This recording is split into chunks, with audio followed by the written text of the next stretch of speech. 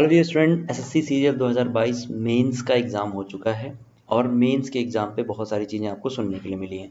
लेकिन हम जो प्रीवियस ईयर डाटा को चेक करेंगे और उस डाटा के हिसाब से ही आपका जो इस बार का कट ऑफ है वो रहने वाला है। तो डियर स्टूडेंट, शुरू करते हैं आज की जो आप इस वीडियो में हम लोग क्या बात करने वाले हैं उसके ऊपर बात करते हैं।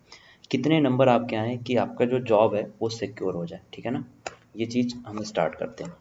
तो इसमें हम लोग बात करेंगे डाटा के हिसाब से, और नॉर्मलाइजेशन का भी प्रोसेस मैं आपको दिखाऊंगा कि क्या रहा है नॉर्मलाइजेशन, कितने परसेंट आपके नंबर इस बार बन रहे हैं।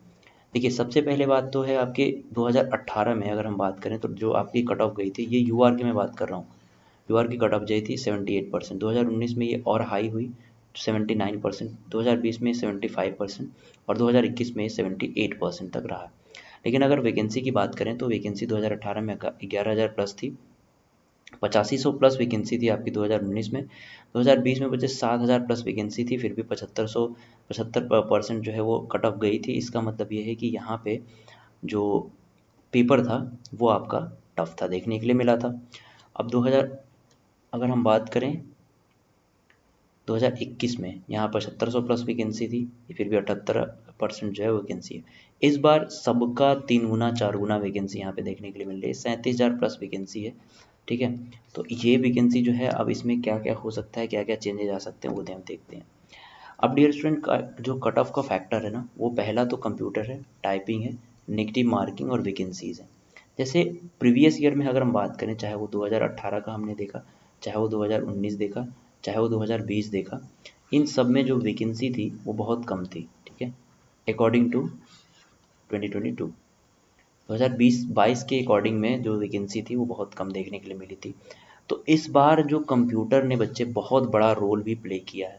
यानी 4 शिफ्ट में जो एग्ज़ाम हुए, इन 4 शिफ्ट में जो कंप्यूटर बच्चे हुआ, इसमें कंप्यूटर का पेपर ने बच्चों को बहुत परेशान किया, ठीक है ना। तो कंप्यूटर जो है बहुत बड़ा फैक्टर होने वाला है, और टाइपिंग भी इस बार बड़ा फैक्टर, यानी कि जिस पोस्ट के डेस्क पोस्ट जो हैं उन सभी डेस्क पोस्ट के लिए इस बार जो कट ऑफ है वो हाई जा सकती है, किसकी, टाइपिंग की। और कंप्यूटर की कट ऑफ भी बच्चे मिनिमम मान के चलिए आपकी 27 प्लस ही रहेगी, जो भी कंप्यूटर वाले पोस्ट हैं, यानी सीपीटी पोस्ट जो हैं आपके इस बार उसमें। नेगेटिव मार्किंग जैसा कि पहले रहा था, इस बार भी थोड़ा सा वैसे ही रहा, देखने के लिए मिला। नेगेटिव मार्किंग आपकी रहेगी, वैकेंसीज पे डिपेंड करता है, आपको मैंने पहले ही बताया कि इस बार वैकेंसी क्या है, ज़्यादा है। तो कट ऑफ के सभी फैक्टर आपके देखने के लिए मिलेंगे, ये हमने डिस्कस कर लिया। अब हम डिस्कस करते हैं कि 2018 में जो नॉर्मलाइजेशन का प्रोसेस था बच्चे, वो कैसे हुआ था। अगर हम बात करें, 117 रॉ स्कोर था, नॉर्मलाइजेशन के बाद ये स्कोर 156 नंबर हो गया, यानी 39.77, लगभग 40 नंबर का क्या आया, डिफरेंस आया आफ्टर रॉ स्कोर के बाद जो नॉर्मलाइजेशन हुआ उसमें, ठीक है भाई। समझना ध्यान से इस बात को, क्या मैं सब बता रहा हूँ। अगर शिफ्ट 2 की बात करें, 110 नंबर रॉ स्कोर बन रहा था, 151 हुआ, यानी कि 40 नंबर का डिफरेंस आया, लगभग 41 नंबर का। ऐसे ही शिफ्ट 2 की अगर हम एवरेज स्कोर की बात करें तो 132 आ रहा था, लेकिन 157 आया, 25 लगभग नंबर क्या हुए, बने। यानी 2018 में ये नॉर्मलाइजेशन का जो प्रोसेस था वो एज इट इज चलता जा रहा है 2019 में, 20 में और 21 में। लेकिन 19, 20 और 21 में प्यारे विद्यार्थियों, नंबर का जो बढ़ने का प्रोसेस है वो इन सब इसके अकॉर्डिंग कम है, ठीक है ना। इसके अकॉर्डिंग कम देखने के लिए मिला है। फिर भी जितना भी होगा मैक्सिमम 25 नंबर बढ़ सकते हैं, अगर आपका पेपर जो है, अगर आपका जो पेपर है बच्चे वो टफ है तो, ठीक है। हम ये टीयर 1 की बात कर रहे हैं, और ये टीयर 1 के हिसाब से, क्योंकि नॉर्मलाइजेशन का जो प्रोसेस है वो सेम है।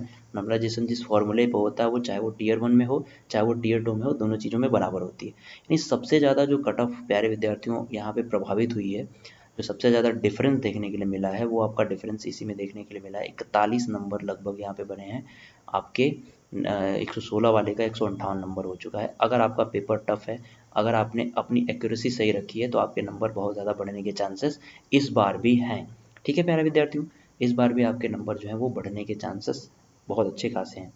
तो डियर स्टूडेंट, अगर हम बात करें कि आपके पास कितनी अपॉर्चुनिटी है कि कितने परसेंट नंबर आपके आते हैं, तो आपके एक जॉब तो सिक्योर एटलीस्ट हो ही जाएगी।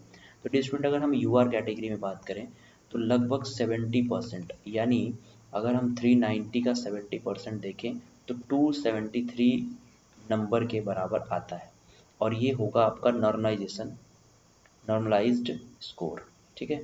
नॉर्मलाइज स्कोर होगा 273, यानी किसी स्टूडेंट का अगर टफ शिफ्ट में है, जैसे शिफ्ट वाइज अगर हम बात करें बच्चे, तो शिफ्ट वाइज में 2 मार्च का जो शिफ्ट था वो आसान था, सबसे टफ था 3 मार्च का, जैसा कि बताया गया।